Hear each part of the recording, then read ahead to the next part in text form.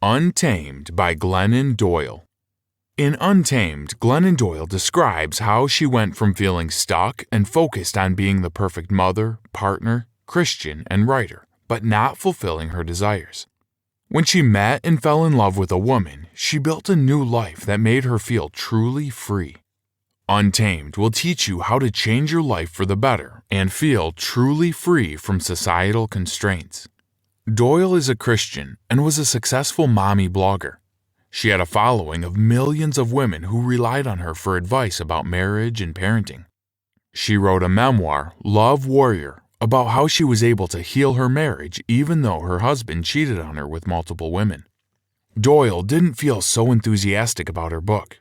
She wasn't attracted to her husband physically, and she did not like having sex with him. While scheduled to give a presentation at a national book conference for her new book, she met Abby Wambach, a retired professional soccer player. They talked and realized that they had a lot in common. They also had an instant spark. Doyle never felt that way about a woman before. A few years after meeting Abby, Doyle went to the zoo with her children and saw a cheetah who lived an encaged life. He was stuck chasing around fluffy toy animals to entertain the crowds instead of living in the wild. While watching the cheetah, Doyle felt she was repressing her nature to fit into a sexist society. Society teaches women to be obedient and good girls. She had to be the perfect mother and wife. While in her teens and 20s, she resorted to drugs, alcohol, depression, bulimia, and anxiety, and lost who she was.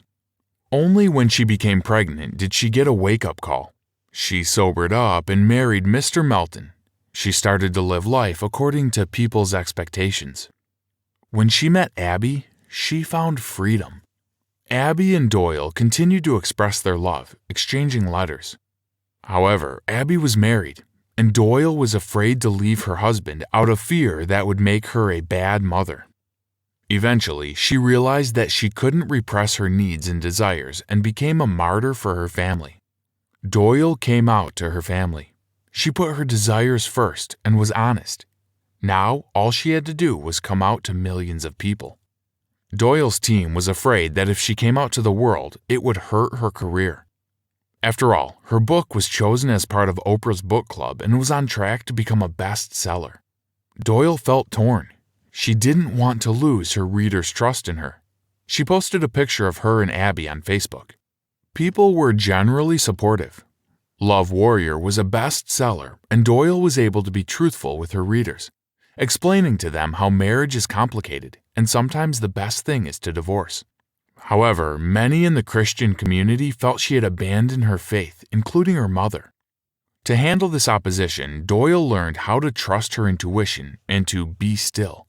She learned to challenge her beliefs, asking herself, "Do I believe this?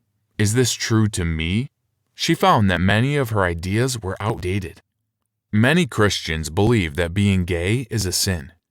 Doyle had to reconcile that with her faith. Jesus dedicated himself to social justice. He spent his life trying to uplift communities. She discovered that in the 1970s, a small group of evangelicals started pushing a conservative political agenda, and that they are partially responsible for electing leaders, such as Donald Trump, who are anti-gay and anti-abortion. Though Doyle has lost faith in the church, she continues to believe in God. Doyle realized that accepting pain and suffering allows her to live a fuller life. In her teens, she tried drugs and alcohol to numb herself from pain. She was afraid of getting hurt and disappointed.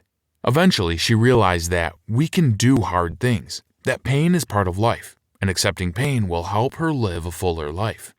Instead of turning away from social injustice and despair, she pushed toward hardship into action. She founded the nonprofit Together Rising, which raises funds to help people change the world. It has raised over $20 million using the grassroots fundraising model, with an average donation of $25. During the Donald Trump era, Doyle recognized that she could believe in racial equality and still be a racist. Growing up, watching TV shows like Cops made her think that blacks were criminals. She decided to unlearn her racist beliefs by reading from writers and activists of color and by speaking up against white supremacy. Today, Doyle feels freer than ever before. She feels like she can stop repressing the fire inside of her. She and Abby married in 2017. They co-parent together and live a good life.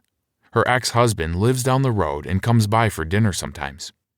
The main takeaway. For a long time, Glennon Doyle has felt like she was living in a cage. She had to be the perfect mother, wife, and Christian, trying to please everyone and meet their expectations. Only when she met and fell in love with a woman did she learn to be free. She learned to stop repressing her desires and regain her freedom.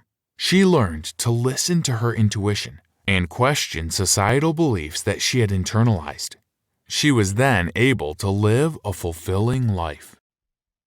Hi, I'm Rhonda, and this is an exclusive audiobook video recorded for the Audiobook Master Channel. Enjoy your audiobook and have fun learning. Don't forget to subscribe and hit the notification button so you'll get updated on our next upload. If you liked the video, give us a thumbs up and say your thoughts about the book we just covered. Do you want to listen to a summary or review of a book that we haven't covered in the past? Say it in the comments below or send us a message. Don't forget to check our other uploads. Enjoy listening!